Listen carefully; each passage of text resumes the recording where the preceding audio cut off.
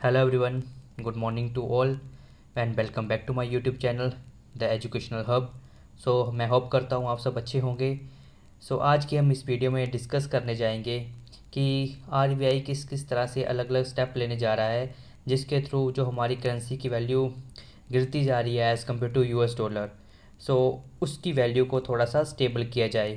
क्योंकि जैसे जैसे हमारी करेंसी की वैल्यू गिरती है तो इससे कुछ हमें फ़ायदे भी होते हैं, कुछ नुकसान भी होते हैं, बट ज़्यादा हमें इससे नुकसान होते हैं। फ़ायदा मैं आपको बताऊंगा आगे वीडियो में जब हम डिस्कस करेंगे कि किस तरह से आरबीआई ने क्या किया है, वो पता चलेगा। तो हमने अब कुछ एग्रीमेंट किए हैं कुछ कंट्रीज़ के साथ, जिसके थ्रू हम कोशिश कर रहे हैं कि हमारा रुपये ज़्यादा सर्कुलेट हो सके मार्केट में, और जिसकी वजह से क्या होगा, हमारा रुपये की जो डिमांड बढ़ेगी तो वो थोड़ा सा स्टेबल होना शुरू हो जाएगा। चलिए स्टार्ट करते हैं अपनी वीडियो को। जैसा कि हमारी परंपरा चली आ रही है कि हम वीडियो को किसी कोट के साथ स्टार्ट करते हैं, तो जो आज का कोट है वो लिखा है सैमुअल बेकेट ने। क्या बोलते हैं ये, ever tried ever failed, no matter try again fail better. So quote से आपको पता चल गया होगा कि कोई भी काम करो, चाहे जितनी मर्जी आपको वहाँ पर निराशा मिल रही हो, बट अगर आपको लगता है कि अगर ये एक बार आपने काम कर लिया तो इसके बाद आपको कुछ और करने की ज़रूरत नहीं है। तो आप उस काम को करते रहो, उस काम को तब तक करते रहो जब तक आप बेटर नहीं हो जाते। चलिए स्टार्ट करते हैं वीडियो को। आज मैंने सोचा है कि मैं पहले आपको सारा कॉन्टेक्स्ट समझा दूं, उसके बाद हम देखेंगे कि स्लाइड में मैंने आगे क्या क्या लिखा हुआ है। ये जो अभी एग्रीमेंट होने जा रहा है वो हो रहा है इंडिया एंड हमारा महान भारत, इंडिया एंड रशिया के बीच में। हम क्या कर रहे हैं कि क्योंकि हमें पता है कि रशिया को क्या है, स्विफ्ट पेमेंट से हटा दिया गया है। स्विफ्ट पेमेंट क्या होती है कि एक पेमेंट सिस्टम होता है जिसके थ्रू अलग अलग कंट्रीज़ क्या करते हैं, आपस में पैसों का लेन देन करते हैं, मतलब आपस में ट्रेड करते हैं, व्यापार करते हैं। अब यहाँ से क्या होगा, अब हम क्या कर रहे हैं, हम अपनी करेंसी की वैल्यू को बढ़ाना चाहते हैं। तो इंडिया क्या कर रहा है, अब जैसे इंडिया में कुछ ऑथराइज बैंक होते हैं, जैसे हमें बताया कि जो आरबीआई के अंडर सारे बैंक हैं जिन्होंने आरबीआई को जिन्होंने ऑथराइज़ किया है, और कुछ रशिया के बैंक भी होंगे। ठीक है, रशिया के कुछ बैंक होंगे। तो हम क्या करेंगे, रशिया की जो कोई सरकार होगी हमारे बैंक में अपना अकाउंट खुलवा देगी, और जो हमारे इंडिया गवर्नमेंट होगी वो रशिया के किसी एक बैंक में अपना अकाउंट लोगी जो रशियन गवर्नमेंट ने ऑथराइज़ किया होगा। ठीक है, इसको क्या बोलते हैं हम, इसको बोलते हैं हम नोस्ट्रो नोस्ट्रो अकाउंट, और इसको क्या बोलते हैं हम वोस्ट्रो अकाउंट। हम आपको नोस्ट्रो एंड वोस्ट्रो का मतलब समझाने की कोशिश करेंगे कि क्या नोस्ट्रो क्या होता है, वोस्ट्रो क्या होता है। देखिए, नोस्ट्रो का वैसे अगर मतलब होता है, इसका मतलब होता है आर्स, और वोस्ट्रो का मतलब होता है योर्स। जैसे कि हमें पता ही है कि जो रशिया को है सारी पेमेंट सिस्टम उनके बंद कर दिए गए हैं। अब इंडिया ने डिसाइड किया है कि हम क्या करेंगे, अपनी मनी को सर्कुलेट करेंगे अब ज़्यादा इकनॉमी में। अगर हमारी मनी ज़्यादा सर्कुलेट होगी तो उसकी वजह से क्या होगा, हमारी मनी की डिमांड बढ़ेगी, और हमें पता है जैसे किसी चीज़ की डिमांड बढ़ती है तो उसकी वजह से क्या होता है, उसका प्राइस ऊपर जाता है। डिमांड एंड सप्लाई का जो सिंपल रूल चला आ रहा है, जितनी डिमांड बढ़ेगी उतना उसका प्राइस बढ़ता जाएगा। तो बस यही कुछ करने की कोशिश करी जा रही है हमारी इंडियन गवर्नमेंट और आरबीआई के थ्रू। तो इसमें होगा क्या, हम जो भी रशिया से सामान लेंगे, हमारा क्या होगा कि हम रशिया से जब कोई सामान लेंगे, सपोज़ करो हमने रशिया से लिया है क्रूड ऑयल, अगर हमने बहुत ज़्यादा क्रूड ऑयल बाई कर लिया रशिया से क्रूड ऑयल, तो हम क्या करेंगे, इनको इंडियन करेंसी यहाँ पे हम इनके अकाउंट में जमा करवा देंगे बहुत ज़्यादा, क्योंकि हम इनको पैसे देंगे तो हम यहाँ के अकाउंट में हम पैसे जमा करवा देंगे। तो जब कभी भी रशिया को हमसे कोई चीज़ लेनी पड़ेगी तो वो हमारा पैसा हमें ही वापस कर देंगे। तो इसकी वजह से क्या होगा, जो मनी का सर्कुलेशन है बढ़ता जाएगा, और उसकी वजह से हमारी मनी की जो डिमांड है वो बढ़ती जाएगी। और जो अभी मार्केट में चला आ रहा है डिमांड सप्लाई का रूल, कि जो हमारी रुपये की वैल्यू पहुंच चुकी है 80 रुपये तक as compared to 1 US dollar, तो वो क्या हो जाएगा, वो भी हमारा थोड़ा सा स्टेबल हो जाएगा।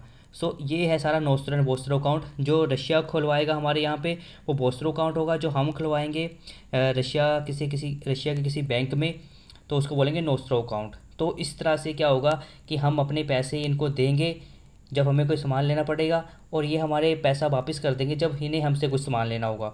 तो उसकी वजह से क्या होगा, हमारी रुपये की वैल्यू यहाँ पर बढ़ेगी, तो इससे हमें ही फ़ायदा हो रहा है। सो हम डिस्कस करते हैं आगे कि क्या क्या है इसमें बताया हुआ है। मैंने आपको ऐसे ओवरव्यू दे दिया है कि नोस्ट्रो अकाउंट क्या होगा और बोस्ट्रो अकाउंट क्या होगा। सो चलो डिस्कस करते हैं कि RBI allows trade settlement in rupee. जैसे कि हमने पता लगा है कि जो रिजर्व बैंक ऑफ इंडिया ने उसने क्या एक नया मैकेनिज्म लेके आए हैं वो, ताकि हम इंटरनेशनल ट्रेड में रुपी की वैल्यू को ज़्यादा बढ़ा सकें। तो एग्जिस्टिंग मैकेनिज्म हमें पता क्या होता है कि जब हमें कभी भी किसी से एक्सपोर्ट या इंपोर्ट करना होता है तो जो ट्रांजैक्शन होती है वो हमेशा कहाँ पे होती है, फॉरेन करेंसी में होती है, एक्सक्लूडिंग दो कंट्रीज़ को, नेपाल एंड भूटान को, क्योंकि वो तो हमारे थ्रू ही ट्रेड करते हैं तो इनका इतना फ़ायदा वो नहीं है इतना। बट जो मेनली ट्रेड होता है वो कहाँ पे होता है, मेनली हमारा क्या होता है यूएस डॉलर में होता है, ठीक है। और इस केस में क्या होता है कि इन केस ऑफ इंपोर्ट, जब हम इंपोर्ट करते हैं तो इंडियन कंपनी को कहाँ पे करना पड़ता है, फॉरेन करेंसी में पे करना पड़ता है, मेनली डॉलर्स में, ठीक है। और कई जगह पे पौंड, यूरोज और येन में भी पे करना पड़ता है। ये अलग अलग कंट्रीज़ की करेंसीज हैं। तो जो हमारी इंडियन इकोनॉमी है, ठीक है, तो वहाँ पर हमें क्या करना पड़ता है, पेड इन फॉरेन करेंसी, तो इन केस ऑफ एक्सपोर्ट्स। और जो कंपनी फिर उसको क्या करती है, कन्वर्ट करती है फॉरेन करेंसी को इंडियन रुपीज़ में, ठीक है, क्योंकि अभी हमें नीड्स यहाँ पे जब ज़रूरत पड़ेगी तो हमें तो रुपये चलेगा यहाँ पे, तो उसको फिर कन्वर्ट करवाना पड़ता है। तो ये हमारा एग्जिस्टिंग मैकेनिज़्म चला आ रहा है। अब है क्या है कि रुपी पेमेंट मैकेनिज़्म है क्या है, तो यहाँ पर होता क्या है कि यहाँ पे क्या होगा कि ऑथराइज कोई डीलर बैंक होगा इंडिया में, ठीक है, उसको परमिट किया जाएगा कि वो बोस्ट्रो अकाउंट खोलेगा। बोस्ट्रो मतलब किसी दूसरी कंट्री का अकाउंट खोला जाएगा हमारे किसी एक बैंक में। तो जो इंडियन इंपोर्टर्स होंगे जो कोई भी सामान मंगाएंगे, ठीक है, तो वो जो इंपोर्ट करेंगे किसी भी चीज़ का, वो किसी भी चीज़ का इंपोर्ट किसके थ्रू करेंगे, इस पेमेंट सिस्टम के थ्रू करेंगे, मतलब बोस्ट्रो कार्ड के थ्रू करेंगे। और जो पे करेंगे वो कहाँ पे करेंगे, हमारी इंडियन करेंसी में पे करेंगे। और वो जब पे करेंगे तो वो कहाँ पे क्रेडिट कर देंगे उसको, बोस्ट्रो अकाउंट में, वहाँ पर उनके जो उनने हमारे यहाँ पे अकाउंट खोला होगा तो वो उस अकाउंट में उस मनी को सारा डाल देंगे। और इसके थ्रू हमारी क्या हो जाएगी, गुड एंड सर्विसेज की हमारी ट्रेड शुरू हो जाएगा। अब उसी तरह ये तो इंपोर्टर्स हो गया। अब जो इंडियन एक्सपोर्टर्स हैं वो भी मैकेनिज़्म का यूज़ करेंगे पे करने के लिए। एक्सपोर्ट प्रोसीज जो भी होगा वो भी इंडियन रुपीज़ में करेंगे, ठीक है। तो वो किसके थ्रू करेंगे, तो जो डेजिग्नेट बोस्ट्रो अकाउंट होगा, ठीक है, वो पार्टनर कंट्री में, मतलब यहाँ पर बोस्ट्रो की जगह इसको हम जैसे मैंने आपको बताया वो होगा नोस्ट्रो अकाउंट, कि जो हमारा अकाउंट होगा दूसरी कंट्री में। तो हम वो तो उसके थ्रू हम क्या करेंगे, क्योंकि हम तो एक्सपोर्ट करेंगे तो वो हमें उस पैसे को फिर से वापस कर देंगे। तो इंडियन को जो एक्सपोर्टर्स होंगे वो भी क्या करेंगे, एडवांस पेमेंट्स को रिसीव कर लेंगे एक्सपोर्ट्स में जो उन्होंने ओवरसीज़ किया होगा, और हमें इंडियन रुपीज़ वापस मिल जाएगी। तो इससे क्या हो जाएगा, रुपये का सर्कुलेशन बढ़ जाएगा, ठीक है। तो इसकी वजह से क्या होगा कि before allowing any such receipt of advance payment against exports, तो इंडियन बैंक्स को क्या करना पड़ेगा, इंश्योर करना पड़ेगा कि जो अवेलेबल फंड्स हैं सभी अकाउंट्स में, ठीक है, ये पहले यूज़ किए जाए पेमेंट्स में, ठीक है। और जो पहले बचा हुआ पैसा है उसको सारा यूज़ कर लिया जाएगा, उसके बाद नया अकाउंट में डाला जाएगा। तो जो बैलेंस रहेगा स्पेशल वेस्टो अकाउंट्स में उसको भी यूज़ किया जाएगा। जैसे अगर हमने कोई पेमेंट करनी किसी प्रोजेक्ट के लिए, कोई इन्वेस्टमेंट करनी है, कोई एक्सपोर्ट करना है, कोई इंपोर्ट करना है, ठीक है, कोई गवर्नमेंट ने इन्वेस्टमेंट करनी है, कोई ट्रेजरी बिल्स है, गवर्नमेंट सिक्योरिटीज़ है, इन सभी में यूज़ कर लिया जाएगा जो दोनों अकाउंट्स में पैसा होगा। तो इससे क्या होगा, मनी का फ्लो ही बढ़ाना है हमें, तो वही हमारा एक मेन मोटिव है। अब इससे बेनिफिट्स क्या होंगे, इस सिस्टम से, इस मैकेनिज्म से हमें बेनिफिट क्या होंगे। देखो सबसे पहले क्या होगी, प्रमोट ग्रोथ। ये क्या होगा, इससे जो ग्लोबल ट्रेड है उसकी प्रमोशन होगी, ठीक है। और वो इससे क्या होगा, तो इसका लोगों में इंटरेस्ट बढ़ेगा इंडियन रुपी को लेके, कि इस तरह से, क्योंकि अगर रशिया के साथ हम शुरू कर देंगे जो इतनी बड़ी कंट्री है, अगर इससे हमारा ये सिस्टम सक्सेसफुल हो पाता है तो इसका फ़ायदा हमें बाकी कंट्रियों के साथ भी मिल सकता है। अब आ गया trade with the sanction countries, ये सबसे इंपॉर्टेंट पॉइंट है, क्योंकि रशिया आए दिन किसी न किसी कंट्री के ऊपर काटसा लगाता रहता है। CASTA, काटसा। काटसा क्या होता है, countering American adversaries through trade sanction act, वो होता है काटसा एक्ट। तो उसके थ्रू क्या करता है, वो कंट्री के साथ एक्सपोर्ट करना बैन कर देता है, एक्सपोर्ट इंपोर्ट करना सारा बैन कर देता है। तो एवर सिंस जो सेक्शन लगाए गए हैं, इम्पोज की जाती है रशिया के ऊपर, जो ट्रेड है वहाँ पर क्या होगा, रुका हुआ ट्रेड। तो उसकी वजह से क्योंकि वहाँ पर पेमेंट की प्रॉब्लम आ रही है, तो ये सारी पेमेंट की प्रॉब्लम को भी सॉल्व कर लेगा ये जो एग्जिस्टिंग मैकेनिज्म है। उसकी वजह से क्या होगा, जो ट्रेड फैसिलिटेशन होगी जो इंट्रोड्यूस करी है RBI ने, उसकी वजह से क्या होगा, जो पेमेंट इशू आएंगे रशिया के साथ वो ईज़ होते दिखेंगे हमें। अब है फॉरेक्स फ्लक्चुएशन, हमें देखते हैं कि जब फॉरेक्स में फ्लक्चुएशन होती है तो हमारा इंडियन रुपये क्या होता है, ऊपर नीचे जाता जाता है। तो जब हमारा इंडियन रुपये भी सर्कुलेशन में आ जाएगा तो उसकी वजह से जो फ्लक्चुएशन होती हैं, ठीक है, जैसे यूरो रुपी पैरिटी है इसकी वजह से, तो जो फ्लक्चुएशन का रिस्क है वो थोड़ा सा कम हो जाएगा।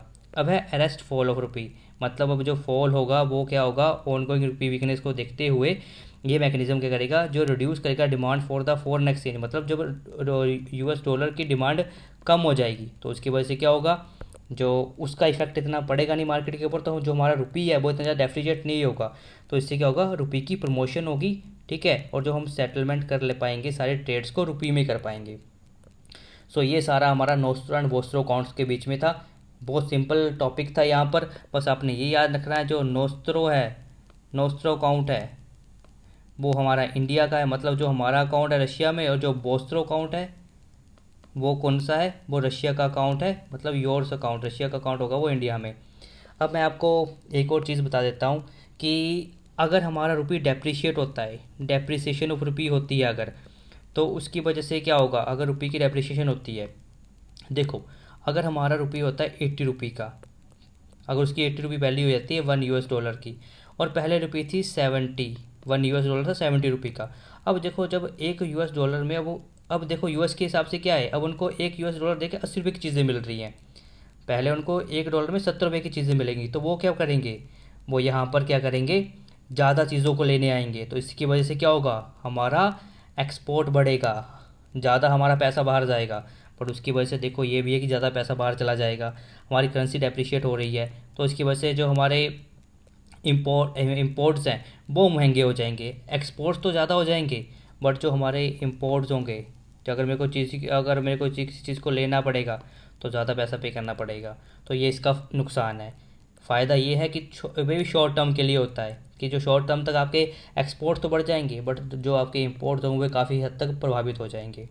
सो होप करता हूँ आपको आज की वीडियो पसंद आई होगी, अगर पसंद आई हो तो लाइक करें, शेयर करें, सब्सक्राइब करें। मिलते हैं किसी ऐसी ही वीडियो में जिससे आपकी थोड़ी नॉलेज बूस्ट होगी।